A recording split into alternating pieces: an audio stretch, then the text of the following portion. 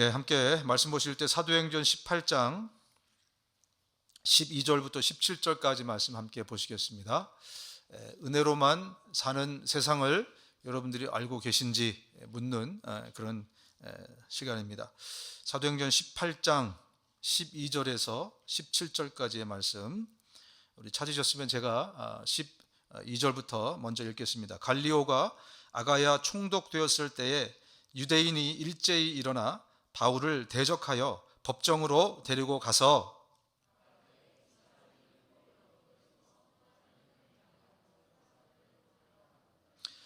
바울이 입을 열고자 할 때에 갈리오가 유대인들에게 이르되 너희 유대인들아, 만일 이것이 무슨 부정한 일이나 불량한 행동이었으면 내가 너희 말을 들어주는 것이 옳거니와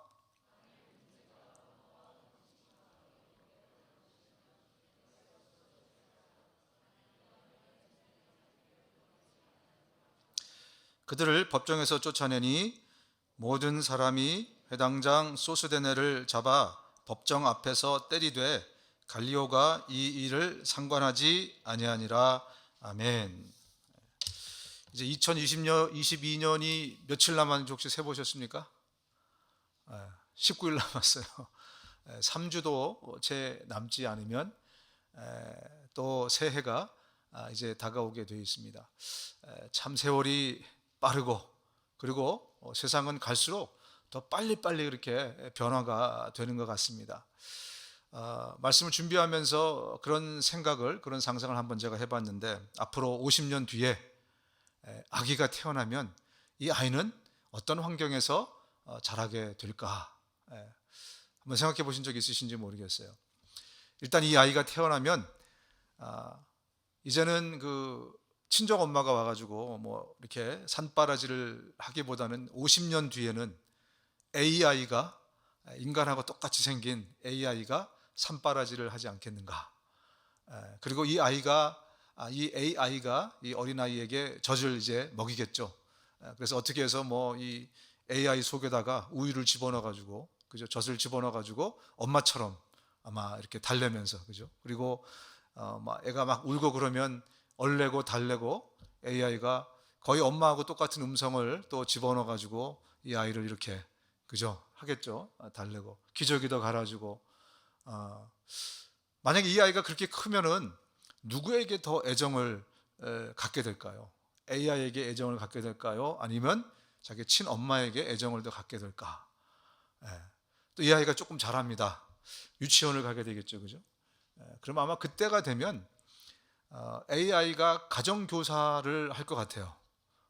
유치원의 선생님처럼 집안에서 홈스쿨링 같은 거 하게 되면, 만약에 유치원을 직접 가게 되면 아마도 이 아이가 가는 것보다는 아바타를 이용해서 이 아이의 아바타가 대신 유치원에 가서 교육을 받는 그런 일이 생기지 않을까 생각해 봅니다.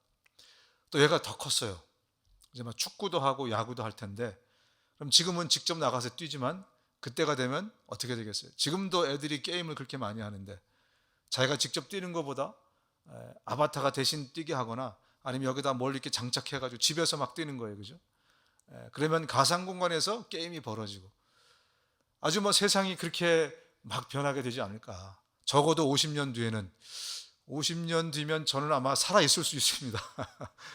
저는 아마 살아 있을 수도 있는데, 또 우리 중에 또 많은 분들은 하나님 품에 안겨 계실 수도 있고, 또 그러실 텐데, 어쨌든 50년 뒤면 세상이 그렇게 변하게 되지 않을까.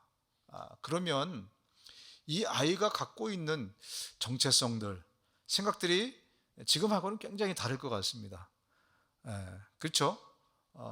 그래서 이 아이는 현실의 세계와 가상 공간의 세계에 대해서 굉장히 헷갈릴 것 같아요. 이 사이버 세계, 그리고 지금 여기에 있는 이 물리적인 세계에 굉장한 어떤 혼돈이 생기면서 그렇게 살고, 그리고 그 다음에 아직 예수님이 오시지 않으면, 말세로 완전히 오시지 않으면 계속해서 그런 세대가 이어지지 않겠는가. 그래서 많은 사람들이 걱정을 하시더라고요.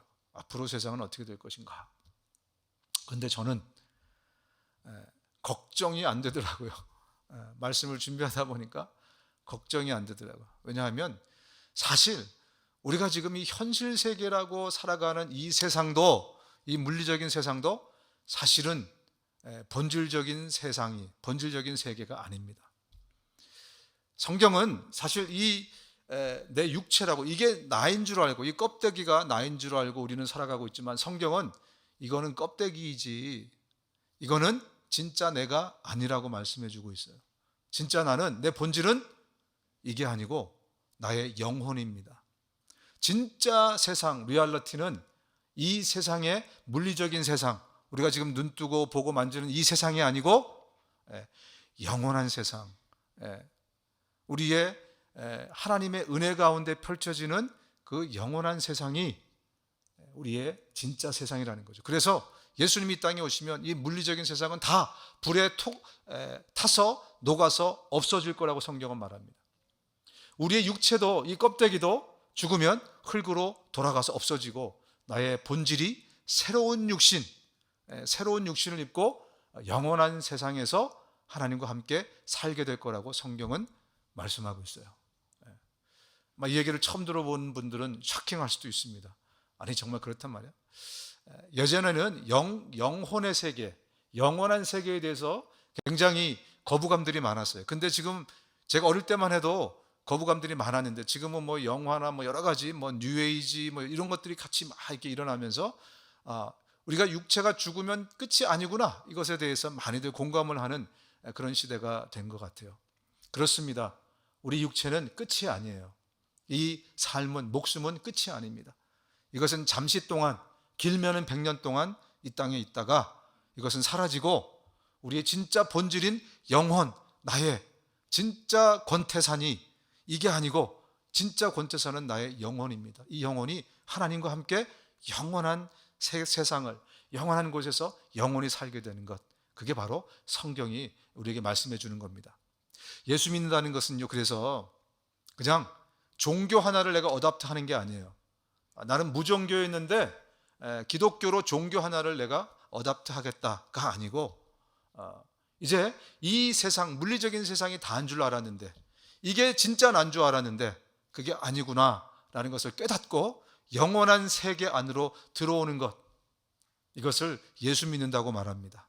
믿음 생활을 시작한다라고 말하는 것입니다.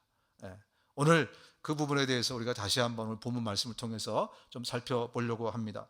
본문으로 들어가겠습니다. 12, 13절입니다. 갈리오가 아가야 총독이 되었을 때에 유대인이 일제히 일어나서 바울을 대적하여 법정으로 데리고 가서 말하되, 이 사람이 율법을 어기면서 하나님을 경외하라고 사람들을 권한다 하거늘. 바울이 지난 시간에 우리 고린도서를 다룰 때 성령님의 음성을 듣죠. 하나님의 명령을 듣습니다. 그리고 고린도 떠나지 말라, 여기 네가 머물러 있어라, 여기서 네가 할 일이 있다, 여기 내 백성이 많다. 그래서 떠나려고 했던 것을 멈추고 고린도에 있게 됩니다. 그러면서 얼마 동안 있냐면 1년 6개월 동안 고린도에서 바울이 활동을 하게 돼요. 그동안에 고린도 교회가 생겼어요. 그죠? 지난 시간에 회당에서 먼지를 떨고 회당 밖으로 바울이 나오면서 바로 옆집에 있는 디도, 유스도의 집에 들어가면서 거기서부터 고린도 교회가 생겨나게 됩니다. 그러면서 1년 6개월 동안 이 고린도 교회가 굉장히 부흥하기 시작했어요. 숫자적으로, 영적으로 진짜 부흥이 거기서 막 일어나니까 이 회당에 있던 유대인들이 가만히 있을 리가 없습니다. 호시탐탐 어떻게 하면 저 고린도 교회를 무너뜨릴까, 바울을 쫓아낼까, 막 그런 생각을 가졌을 것입니다. 그러고 있는데 마침 이 스테이트를, 이 아가야 지방을 스테이트라고 표현할 수 있는데, 이 스테이트 안에 고린도 시티가 있는 거예요. 아가야 스테이트에 고린도 시티가 있는 겁니다. 이 스테이트의 총독이 바뀌었어요. 갈리오라는 사람으로 총독이 바뀝니다. 옳다구나, 이것은 정말 좋은 기회구나. 왜냐하면 신임 총독이 들어오면 아무래도 민원들을 잘 들어주게 되어 있지 않겠습니까? 야, 정말 좋은 기회다. 이렇게 해서 일제히 회당에 있는 유대인들이 조직적으로 이제 바울을 고소하는 일이 오늘 벌어진 겁니다. 만약에 이 새로운 갈리오 총독이 그들의 민원을 들어줘서 바울을 쫓아내게 되면 그러면 어떤 일이 벌어질까? 겉으로 볼 때는 단순하게 우리가 생각할 수 있어요. 바울이 쫓겨나는 거지 뭐.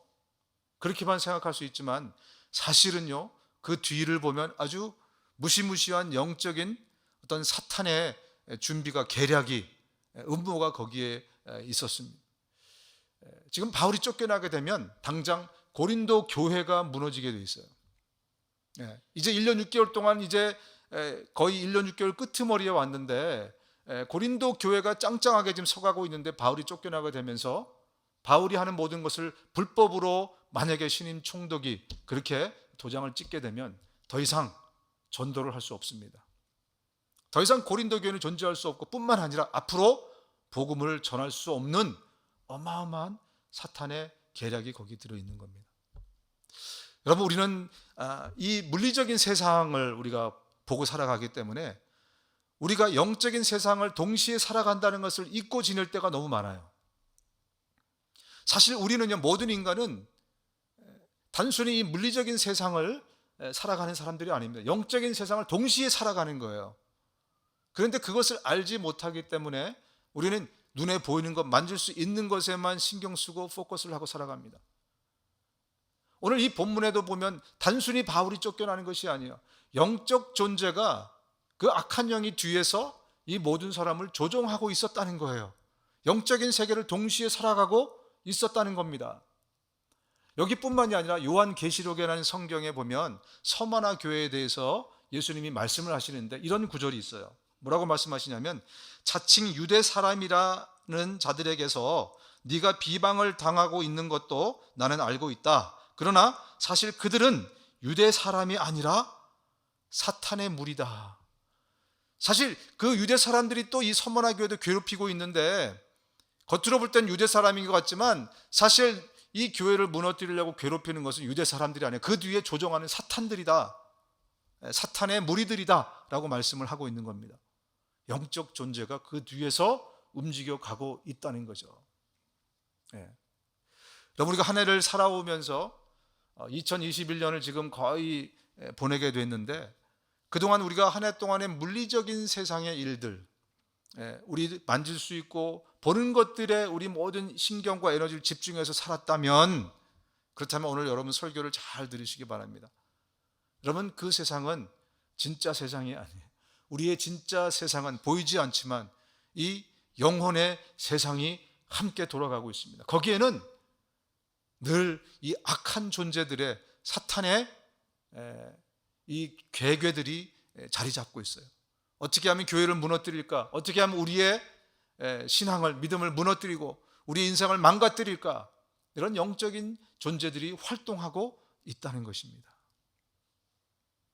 따라서 참으로 지혜가 있는 사람들은요, 내가 눈에 보이는 이 세상이 다라고 알고 여기에 모든 것을 투자하고 살아가는 사람이 아니라 영적인 세계, 이 물리적인 세계 뒤에 있는 진짜 세계가 있다는 것을 알고 깨닫고 그 세상을 같이 살아가는 것이 참 지혜로운 사람인 것입니다. 여러분, 영적인 세상에는요, 우리 힘으로 살아갈 수 없는 세상이 영적인 세상이에요. 특히 고린도 교회 같은 교회를 보면 왜 사탄이 고린도 교회를 무너뜨리려고 했을까요? 이 교회는 지금 참교회의 모습을 하고 있기 때문에 그래요. 만약에 고린도 교회가 자기들끼리 막 펠로십도 잘하고 막 자기들끼리 막 너무너무 잘 지내요. 그런데 하나님 보시기에 하나님 나라 확장에 전혀 보탬이 안 돼. 하나님한테는 전혀 보탬이 안 되고 자기들끼리 정말 재미있게 신나게 막 은혜스럽게 막 이렇게 지내. 그러면 사탄이 가만히 내버려 뒀을 겁니다. 이제 사탄은 사람들이 교회에 오는 것은 못 막아요. 그러나 교회가 변질되는 것은 사탄이 애를 쓰고 막 만들어갑니다. 근데 만약에 그냥 그렇게 자기들끼리만 잘 지내는 교회에다가 사탄이 갑자기 어려움을 막 공격을 해보십시오. 그럼 어떻게 됩니까? 우리 신앙인들은 기도하겠죠. 그렇죠? 정신을 차리겠죠. 깨이겠죠. 그러면서 교회가 원래 모습대로 돌아와요. 그러니까 요즘 쓰는 사탄의 전략은 그냥 교회가 자기들끼리 그냥 잘 지내면 내버려 두는 것 같아요. 왜? 저러다가 천천히 망해가는 거예요. 자기들끼리. 마치 개구리, 그죠? 개구리 삶을 때처럼 처음에 개구리가 따뜻해 이러다가 나중에 푹 삶아서 나오는 것처럼, 그죠? 그런데 고린도 교회는 어떤 교회였습니까? 정말 참 교회의 모습으로 영원 구원하고 제자 삼고 오늘도 정말 주를 위해서 살려고 애쓰는 사람들의 모임이었기 때문에 사탄이 가만 내버려 두지 않은 것입니다. 그래서 이런 기회가 왔을 때 그 영적 존재들이 사람들을 움직여서 같이 고린도 교회를 무너뜨리려고 애를 썼던 것입니다. 여러분, 우리 삶에서 중요한 일이 일어날 때는요, 이것은 단지 여러분들이 이 문제에 대해서 생각할 게 아닙니까? 왜 이런 문제들이 일어났을까? 단지 물리적인 세상의 것으로만 생각하시면 안 됩니다. 여기에는 영적인 이유가 있다. 여기에는 틀림없는 영적인 그 무엇인가가 있다를 같이 생각할 때 그 문제를 여러분들이 잘 해결하실 수 있게 됩니다. 따라서 버릇처럼 우리 삶에서 어떤 중요한 문제가 일어나면, 특별히 삶의 위기가 다가왔을 때는 왜 이런 문제가 일어났을까? 겉으로도 우리가 해석을 하지만, 이성과 상식을 가지고도 해석하지만, 그게 첫 번째이지만 또 하나 여러분이 잊지 말아야 될 것은 영적인 해석이 거기에 반드시 들어가야 됩니다. 다시 말씀드리겠습니다. 여러분의 삶에서 중요한 일이 일어났을 때는 첫 번째는 우리의 이성과 경험과 상식을 가지고 그 문제를 바라보십시오. 그러나 또한 잊지 말 것은 영적인 시각을 가지고 그 문제를 바라봐야, 그래야 올바르게 그 문제를 해결해 낼 수가 있는 것입니다. 여러분, 우리는 사실 지난 한 해 동안에 치열한 영적 전쟁을 하면서 살아왔어요.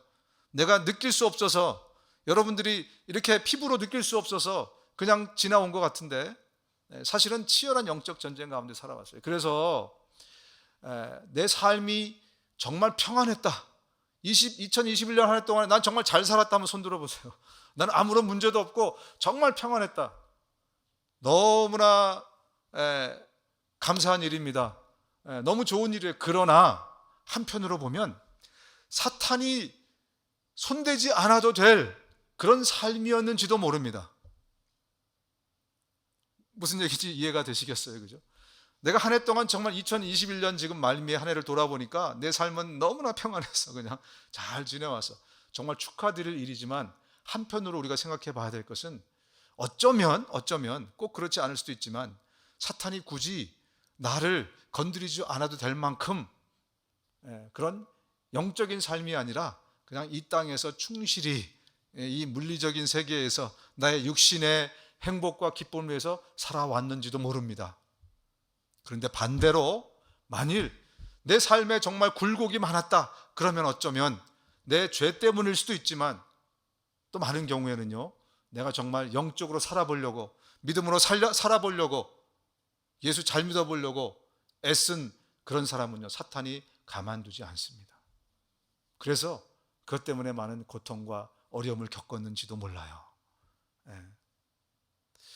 어쨌든 우리가 영적 전쟁에 임하게 되면 영적인 세계에서는요, 하나님의 은혜가 절대적입니다. 우리가 힘들고 어려울 때 제일 먼저 하는 일이 그래서 기도하는 거 아니겠습니까? 그죠? 그래서 어려웠을 때 작년에 기도했잖아요. 그죠? 교회적으로 어려웠을 때, 개인적으로 어려웠을 때 우리가 기도할 수밖에 없었잖아요. 왜냐하면 이 영적인 세계에서는, 진짜 세계, 그 영적인 세계에서는 기도가, 다시 말하면 하나님의 은혜가 임하지 않으면 우리는 그 어떤 것도 내 힘으로 해결할 수가 없어요. 그래서 우리 믿는 사람들은 기도하는 사람이 되어야 된다는 거예요. 영적인 세계를 사는 사람들은 기도하지 않고는 배길 수 없다는 거예요. 막 강제로 우리가 뭐 무슨 기간이다, 기도 기간이다 막 이래서 막 하는 것은 그냥 도움을 드리는 건데, 버릇이 안 돼 있으니까 도움을 드리는 건데 게으르지 말라고. 사실요, 정말 영적인 세계를 충실하게 살아가는 사람들은 스스로 기도하는 사람들이 많아요. 스스로. 그래서 누가 시키지 않아도 예배당에 나와서 기도하거나 아니면 집에서 기도하거나 알아서 정말 왜냐하면 영적인 세계에서는 하나님의 은혜가 없으면 우리는 할 수 있는 게 아무것도 없기 때문에 그래요. 여러분, 기도하시기 바랍니다. 정말 기도의 사람이, 그래서 이 땅에 우리가 육신을 입고 있는 동안에 정말 잘 가치 있게 의미 있게 살아갈 수 있는 사람이에요. 그런 사람이 되실 수 있으시기를 바랍니다. 뿐만 아니라 우리가 기억해야 될 것은요, 우리는 이 땅에 물리적인 세계와 영적인 세계를 동시에 살아가고 있기 때문에 인생의 위기가 오면 하나님이 하나님의 손을 여러분들에게 내미시게 되어 있습니다. 왜냐하면 영적인 세계에서는 우리 힘으로 할 수 있는 게 아무것도 없기 때문에 그래요. 무슨 말씀 드리시는지 이해가 되죠? 그죠? 예. 그래서 여러분, 우리 인생의 위기가 다가오면 아까 영적으로 해석하라고 말씀드렸는데 제일 먼저 해석해야 될 게 뭐냐면, 하나님이 나에게 손을 내밀고 계시구나. 하나님의 은혜의 손을 내밀고 계시구나. 이거는 모든 인간에게 동일하게 적용되는 것이라고 생각됩니다. 예수를 믿지 않은 분들도 인생의 위기가 찾아왔을 때, 그 위기 때 하나님의 손을 잡고 예수를 믿게 되는 사람들을 많이 봤어요. 간증을 많이 들어봤습니다.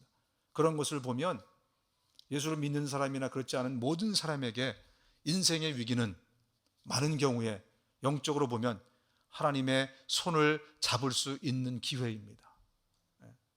다시 본문으로 들어가 보겠습니다.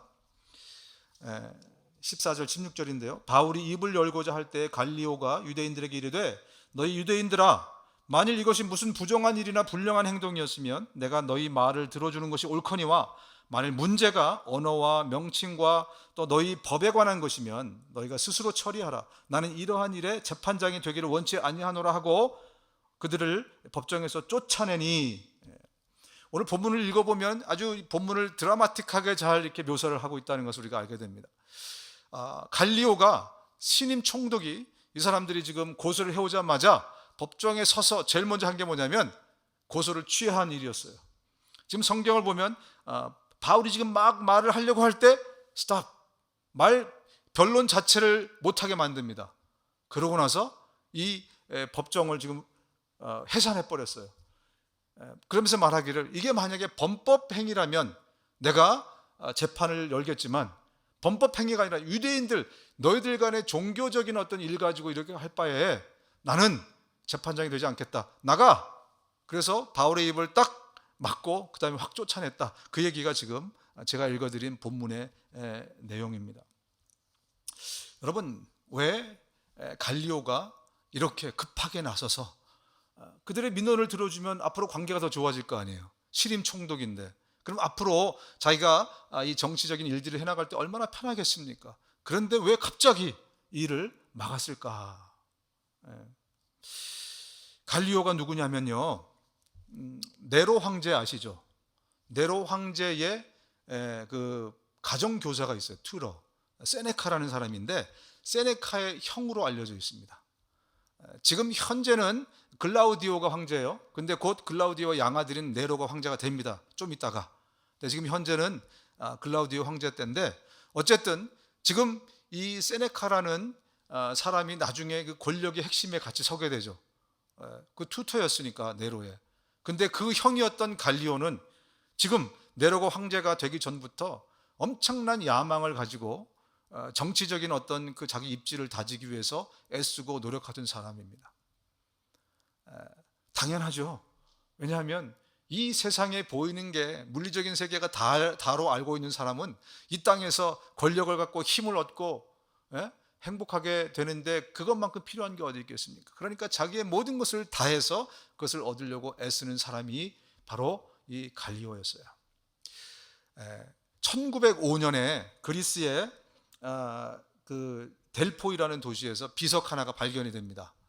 그 비석의 내용에는 이렇게 쓰여져 있어요. 나에벗 아가야 총독 루키우스 윤니우스 갈리오라고 이렇게 비석의 기록이 되어 있으면서 거기에 이 비석은 AD 51년에 글라우디오 황제가 칙령을 보낸 것을 거기다 써놓은 거라고 되어 있어요.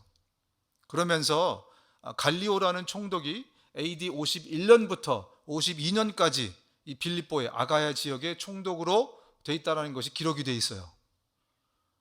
그래서 지금 오늘 본문의 배경은 언제냐면 AD 51년, 52년 그 사이겠죠. 그죠? 그러니까 이거는 뭐 역사적으로 이렇게 돼 있기 때문에 아주 클리어하게 이렇게 우리가 알 수 있는 것입니다. 자, 이 고린도에 AD 49년에 한 2, 3년 전에 누가 왔었죠? AD 49년에 누가 왔냐면 브리스길라와 아굴라 부부가 왔어요. 그러니까 몇 주 전에 다뤘었죠, 그죠? 그들이 고린도에 있었어요. 왜 왔냐면 당시에 글라우디오 황제가 로마에서 열이 받은 거예요. 누구 때문에? 유대인들이 자꾸 치고받고 싸워가지고. 자기들끼리 치고받고 싸우는데 뭐 때문에 싸우냐면 예수 그리스도가 진짜 우리가 기다리던 메시아냐, 이 문제 가지고 막 싸우는 거예요. 그리고 예수 그리스도가 십자가에 죽었는데 부활을 했냐 안 했냐, 이 문제 가지고 막 싸우는 거예요. 그러니까 로마 치가 완전히 시끄러워진 거예요. 황제도 그 문제를 해결할 수 없었어요. 그래서 특단의 조치를 내린 게 뭐냐면 2만 5천 명이 넘는 유대인들을 다 쫓아낸 거예요. AD 49년에. 그래서 브리스길라와 아굴라 부부도 흘러서 고린도까지 오게 된 겁니다. 다시 말하면 바로 2년 혹은 3년 전에 황제도 해결하지 못한 그 문제가 지금 글라우디오 누구죠 이거? 갈리고가 새로 총독이 돼서 왔는데 바로 자기 코앞에서 그 문제가 지금 펼쳐지려고 하고 있는 거예요. 여러분 같으면 어떻게 하시겠어요? 황제도 해결하지 못한 문제인데 갑자기 자기가 거기에 휘말리게 되어 있는 거예요. 여러분, 로마 정부는요, 잘 아시겠지만 총독을 다 파견합니다. 왜냐하면 로마 중앙정부가 다 다스릴 수 없어서 총독들을 식민지마다 다 파송을 하는데 그 식민지 중에 하나가 바로 이 고린도였잖아요. 그래서 총독에게 요구되는 게 크게 두 가지입니다. 첫 번째는 세금 제대로 걷어라. 그래서 세금을 잘 걷어서 바치는 총독이 유능한 총독이에요.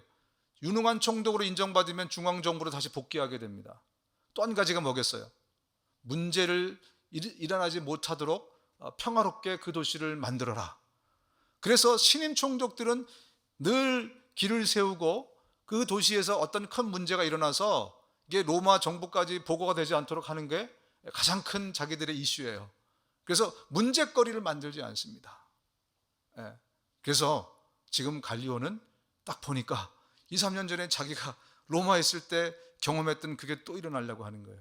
그러니까 당장 입을 딱 막은 겁니다. 그러고 나서 해산을 시켜버렸어요.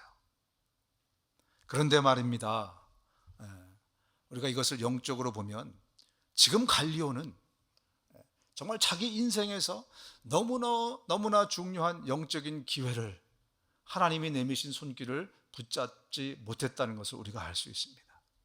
지금 바울이 변론을 시작하려고 했습니다.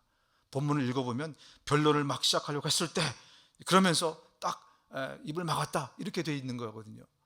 바울은 무슨 변론을 하겠습니까? 여러분, 우리가 바울의 변론들을 사도행전에 크게 한 3번 정도가 있는데 다 무슨 변론이었죠? 복음을 전하는 일이었어요. 그죠? 만약에 그가 거기서 그것을 막지 않았었더라면 그는 복음을 들을 수 있는 기회를 얻게 되는 것입니다. 그런데 갈리오는 이 자기가 살아가고 있는 이 물리적인 세상이 모든 것으로 알고 있는 사람이었기 때문에 여기서 중요한 것은 나의 출세였어요. 여기서 중요한 것은 내가 성공하는 것이었습니다. 이 정치적인 것들을 계속해서 달려가는 것입니다. 그래서 하나님이 내미신 은혜의 손길을 사실은 잃어버리게 되는 거죠.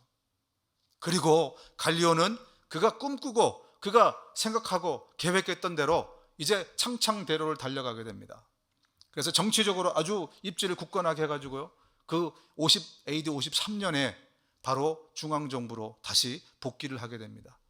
그러면서 가장 로마 정부의 핵심에서 그가 일을 하고 정말 성공한 사람으로 살아가게 돼요. 그런데 문제는 이제 네로가 황제가 되었습니다. 처음에는 가장 핵심적인 오른팔 왼팔의 위치에 서 있다가 나중에 네로에게 버림을 받습니다. 그리고 나서 자신의 모든 것을 다 잃어버리고 자살로 자신의 삶을 결론지었던 사람이 바로 이 총독 갈리오였습니다. 얼마나 허망하게 그의 인생이 끝나버렸습니까? 그런데 오늘 본문을 보면 또 한 사람이 등장하는데 그 사람은 이 갈리오와는 반대로 하나님이 내미신 그 은혜의 손을 잡은 사람입니다. 오늘 사실 여기 나오는 회당장 소스데네가 누구냐면 바로 전임 회당장의 뒤를 이어서, 전임 회당장은 예수를 믿게 됐잖아요, 그죠? 근데 그 다음에 이어서 회당장이 된 사람은 이 소스데네예요. 이 소스데네는 바울을 지금 쫓아내는데 주도적인 역할을 했던 사람입니다. 모든 법적인 서류를 아마 준비했겠죠. 모든 플랜을 하고 이제 갈리오에게 그 청탁을 해가지고 이제 고소를 시작한 그 핵심 인물이 바로 이 사람입니다. 소스데네입니다. 그런데 오늘 본문을 보면 17절에 이렇게 기록이 되어 있습니다. 모든 사람이 회당장 소스데네를 잡아서 법정에서 때리되 갈리오가 이 일을 상관하지 아니하니라. 아주 당황스러운 일이 지금 일어났습니다. 지금 그 그리스보의 뒤를 이어서 회당장이 돼가지고, 이 회당장은요 많은 사람들이 존경받는 인물이에요. 아무나 회당장 될 수 없습니다. 모든 그 신임과 어떤 존경과 이런 사람을 한 몸에 받고 있는 사람인데, 이제 그들이 하나가 돼가지고, 회당에서 하나가 돼가지고 바울을 지금 고소를 한 겁니다. 근데 갈리오가 그것을 취하해 버렸어요. 그러고 났더니 오늘 제가 지금 읽은 이 일이 벌어진 거예요. 갑자기 사람들이 몰려들어서 이 소스덴을 붙잡아 가지고 후드려 팼다, 그 얘기를 하고 있는 거예요. 원문을 보면 이 모든 사람이라고 되어 있는데, 이 헬라어에는 파스라는 단어인데요, 이 앞에 더라는 정관사가 없어요. 그 얘기는 뭐냐면, 그 얘기를 풀어서 말씀드리자면, 유대인들이 소스네를 잡은 게 아니에요. 함께 있었던 주변의 그리스 사람들, 이 고린도 사람들이 바울을 붙든 거예요. 그러고 나서 원어를 보면 그 투윤토라고 돼 있어요. 두들겨 팼다 이렇게 돼 있어요. 그러니까 지금 나이도 먹을 대로 먹고, 그죠? 모든 사람의 존경을 받는 회당장이었는데, 그 재판이 무산이 되니까 고린도 사람들이 일제히 일어나 가지고 그 소스덴을 잡아 가지고 후드려 팬 거예요. 근데 더 큰 문제가 있습니다. 더 큰 문제는 뭐냐면, 여기에 있는 같은 회당의 유대인들이 전혀 말리지 않았다는 거예요. 가만히 두고 내버려 두는 거예요. 한패가 돼서 가만히 두고 내버려 두는 겁니다. 그리고 더 큰 문제가 뭡니까? 아까 갈리오가 뭐라 그랬어요? 나 법대로 하겠다. 이거 니들 종교 문제는 나 다루지 않고 법적인 문제만 내가 하겠다, 그랬던 사람인데, 지금 이 엉뚱한 불법이 일어나고 있잖아요. 그죠? 아무 죄도 없는 소스덴을 데려다가 막 패고 있어요. 그러면 이것을 말릴 수 있는 유일한 사람이 누굽니까? 갈리오 총독이에요. 근데 총독이 본문에 뭐라 그래요? 이 일을 상관하지 아니하니라. 눈에 뻔히 보면서도 내버려 둔 거예요. 소스데네는요 하루아침에 날벼락을 맞은 겁니다. 모두에게 배신을 당했어요. 그죠? 그 고린도 사람들에게도, 그 다음에 존경받던 유대인들에게도, 그리고 총독에게도 하루아침에 모든 것을 다 잃어버린 겁니다. 얼마나 그 마음이 정말 비참했겠습니까? 하루아침에 모든 사람이 등을 돌려버렸는데. 그런데 아주 놀라운 일이 성경에 기록이 되어 있습니다. 고린도전서 1장 1절, 지금 고린도에서 펼쳐지고 있는 이야기인데, 어쨌든 고린도전서 1장 1절에 보면 이렇게 기록이 되어 있습니다. 하나님의 뜻으로 그리스도 예수의 사도로 부르심을 받은 나 바울과 형제 소스데네가 고린도에 있는 하나님의 교회에 이 편지를 씁니다. 소스데네 어디서 많이 들어봤죠? 바로 이 회당장, 모든 사람에게 두드려 맞고 배신을 당한 이 소스데네가, 지금은 바울을 가장 적극적으로 밀어내려고 애썼던 소스데네가 누가 된 겁니까? 바울의 형제가 됐어요. 아주 놀라운 일을 기록하고 있습니다. 고린도전서는 에베소에서 쓰여졌습니다. 아마 몇 년 후도 아니죠. 이 사건 후에 얼마 있다가 바울이 에베소로 떠나게 됩니다. 그리고 얼마 뒤에 나중에 다시 여행을 들어와서 거기서 고린도전서를 쓰게 되는데, 그때 같이 고린도전서를 쓴 사람이 놀랍게도 바로 이 소스데네였다는 거예요. 우리는 어떻게 이 사람이 회심해서 이렇게 돌아왔는지 우리는 모릅니다. 그러나 우리가 알 수 있는 것은, 그의 인생의 가장 비참하고 어려운 지경에 놓여 있을 때 하나님이 내미신 하나님의 은혜의 손길을 그가 잡았다는 거죠. 그래서 그는 이제 고린도 교회를 대적하는 사람이 아니라 오히려 고린도 교회에 하나님의 말씀을 함께 전하는 그런 사람이 되었다는 겁니다. 이제 바울의 형제가 되었고 동역자가 되었습니다. 뿐만 아니라 지금 여러분들이 성지순례를 가서 고린도 교회를 찾아가 보시면, 거기에 고린도 교회 정면에 대리석에 역대 감독들의 역대 담임 목사들의 그 이름들이 새겨져 있는데 1대 감독 담임 목사는 사도 바울, 2대 감독은 아볼로, 3대는 실라, 4대는 소스데네로 새겨져 있다고 합니다. 나중에 같이 가서 한번 확인해 봤으면 좋겠어요. 나중에는 고린도 교회를 무너뜨리려고 했던 사람이 오히려 그 교회의 담임 목사가 되어서 정말 남은 여생을 이 물질의 세계, 물리적인 세계가 아니라 영적인 영원한 세계를 위해서 살아갔던 한 인생, 그 바로 소스데네였습니다. 여러분, 오늘날은 이 세상은 이 돈이 다스리는 그런 세상인 것 같아요. 돈이 힘이고, 돈이 권력이고, 권세고, 돈이 존경의 대상이고, 이제는 뭐 돈 버는 사람을 존경하지, 젊은 사람들한테 물어보세요. 누구를 존경하느냐, 누구처럼 되고 싶으냐, 그러면 돈 잘 버는 사람 이름을 막 댑니다. 그죠? 그럴 정도로 돈이 지배하고 있는 그런 세상이에요. 예전에 제가 어릴 때는 어떤 그 도덕성, 아니면 어떤 뭐 윤리성, 인격, 덕성, 이런 것들이 이렇게 대접받는 그런 세상이었던 것 같아요. 그래서 제가 어릴 때는요, 집집마다 무슨 전기문, 전질 이런 것들을 막 사고 또 파는 사람도 많았어요. 그죠? 무슨 전집. 왜냐하면 도덕성, 인격 이런 것들이 대접받는 그런 시절이었기 때문에. 근데 세월이 점점 변하면서 이제는 그런 사람이 저 사람은 참 덕이 있는 사람이야 이러면 그래? 그러고 그냥 지나가지, 존경한다 이런 얘기 안 하는 것 같아요, 요즘은. 그리고 제가 한 90년대까지만 봤어도 드라마나 영화를 보면 정치인들하고 그 경제인들이 같이 해서 뭔가를 막 하잖아요, 그죠? 근데 보면 대부분 이 정치인들이 갑이었어요. 그리고 기업인들이 을이 돼가지고 드라마가 이렇게 엮여졌던 것 같아요. 그래서 막 정치인들이 막 뭐라고 얘기하면 네, 막 그러면서 굽실거렸는데, 이제 2000년대가 좀 지나면서는 특히 요즘 같은 이런 드라마나 이런 걸 보시면 확인할 수 있는 게 뭐냐면, 이제 돈 있는 사람이 갑이 됐어요.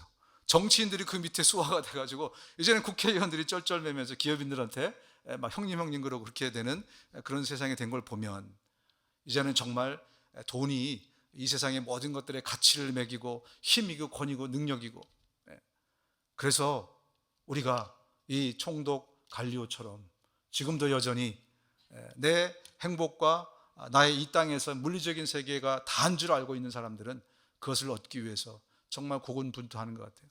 연말이 되고 연초가 되면 복 또 쓸 거 아니에요, 그죠? 그 복이 뭐예요? 뒤집어 보면 돈 이렇게 써 있을 거예요, 아마. 그죠? 돈을 이야기하는 거예요. 복이 있으면 돈이 굴러 들어오는 게 복이다. 정말 과연 그럴까? 만약에 이 물리적인 세상이 영원할 것 같으면, 이게 진짜일 것 같으면 그게 진리입니다. 그러나 이 물리적인 세상은 진짜 세상도 아니고 곧 없어질 세상이기 때문에 그것이 진리가 아니라는 것입니다. 요한계시록을 보면은 똑같이 두 교회인데 똑같이 같은 문제를 가지고 이렇게 설명하는 그런 것을 제가 발견하게 됐는데, 계시록 3장 17절에 보면 2장 9절에 보면 먼저 이 서머나 교회에 대해서 이렇게 얘기합니다. 나는 너의 고난과 가난을 알고 있다. 그러나 사실 너는 부요한 자이다. 서머나 교회에서 얘기할 때 뭐냐면, 니들 굉장히 가난한 줄 알고 있는데 서머나 교회 너희들 부자야. 아마 이 사람들이 굉장히 물질적으로 가난했던 것 같아요. 돈 많은 사람도 없고 다 그냥 선남 선녀들, 그냥 평범한 사람들이 이루는 그런 교회가, 그래서 자기들은 우리는 가난한 사람이다 이렇게 생각했을지 몰라요. 그런데 예수님이 뭐라고 하냐면, 그거 아니야, 실상은 너희들 부자다 이렇게 말씀하는 거예요. 근데 아주 같은 토픽을 가지고 예수님이 라오디게아 교회라는 데에서는 이렇게 말씀합니다. 같이 한번 읽어볼까요? 3장 17절에 라오디게아 교회는 이렇게 얘기합니다. 시작. 너는 부자라서 부요하여 부족한 것이 없다고 말하지만 네 자신이 비참하고 불쌍하고 가난하고 눈멀고 벌거벗은 사실을 모르고 있다. 이 사람들은 생각하기를 우리는 부요하고 부자라고 생각했던 것 같아요. 자기들. 왜? 돈이 많으니까. 당시에 라오디게아는 그 히에라폴리스라는 데서 그 파무칼레라는 데서요, 한번 가보시면요 정말 멋져요. 산 위에서 온천수가 내려와요. 근데 지금도 이렇게 있는데 한 이 정도의 그거를 파가지고 그 물이 계속 도시를 휘감으면서 가요. 그러니까 따뜻한 물을 데울 필요가 없어요. 그 뜨거운 온천수가 내려오면서 다 뜨뜻한 물로 목욕하기 딱 좋은 물 온도로 변하는 거예요. 그런 정말 천연의 그 환경 가운데 살고 있죠. 그 다음에 금이 많았죠. 또 양모 산업이 굉장히 발달돼 있죠. 거기다가 여기는 온천수가 있기 때문에 아마 안약이 굉장히 유명했던 것 같아요. 그래서 그걸 통해서 굉장히 부자가 된 사람들이 이 라오디게아 교회를 섬기는 사람들이에요. 근데 예수님이 조목조목 말씀하십니다. 너 착각하지 마. 너 부자 아니야. 껍데기가 부자라고 부자인 줄 알지. 그렇지 않아. 안약 때문에 네가 부자가 된 것 같지? 근데 뭐라 그래요 여기서? 너 눈 멀었다 그래요. 그 다음에 부자들이 얼마나 고급진 옷을 입고 있습니까? 근데 벌거벗었다 그래요. 너 가난하다 그러고 너야말로 불쌍한 사람이야. 착각하지 마. 왜 이렇게 말씀했을까요? 왜냐하면 거기에는 하나님의 은혜가 없었기 때문에 그래요. 우리가 은혜로 사는 사람들인데 우리의 본질의 삶, 영적인 삶에서는 하나님의 은혜가 돈입니다. 하나님의 은혜가 복입니다. 하나님의 은혜가 모든 거예요. 그런데 하나님의 은혜가 없어요. 그러니까 너는 가난한 사람이라는 거예요. 그런데 서문화 교회는 어때요? 물질적으로 가난한 교회인 것처럼 생각했지만 거기는 하나님의 은혜가 풍성했거든요. 너희들 가난하지 않아. 진짜로 보면 가난하지 않아. 그렇게 말한 겁니다. 그러면서 이 라오디게아 교회에 뭐라고 예수님 말씀하시냐면 같이 또 읽겠습니다. 3장 20절 라오디게아 교회 착각하는 교회다 이렇게 말씀합니다. 시작. 보아라 내가 문 밖에 서서 문을 두드리고 있다. 누구든지 내 음성을 듣고 문을 열면 나는 그에게로 들어가서 그와 함께 먹고 그는 나와 함께 먹을 것이다. 착각하는 이 가난뱅이 교회야. 착각하지 마. 근데 내가 너에게 은혜의 손을 내밀게.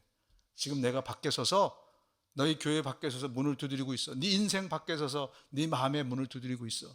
만약 네가 문 열어주면 네 마음의 문을 활짝 오픈하면 내가 은혜를 가지고 들어가서 내가 그 은혜를 너와 함께 배불리 먹고 마실 거야.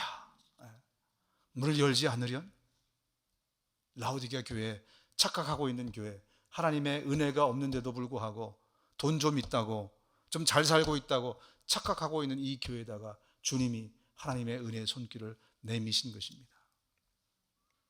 여러분 우리는 이 땅을 물리적인 세상과 더불어서 영적인 세상을 함께 살아가고 있는 존재들입니다. 진짜 부자는 하나님의 은혜가 풍성한 그런 사람이 진짜 부자예요. 우리 모두가 부자가 되십시다. 하나님의 은혜가 늘 풍성해서 그 은혜로 말미암아 살아갈 수 있는 우리 모두가 되십시다. 이 세상이 다가 아니라 곧 없어질 이 세상임을 우리가 분명히 알고 영원한 세상, 없어지지 않을 그 세상을 준비하며 살 수 있는 우리 모두가 되었으면 좋겠습니다.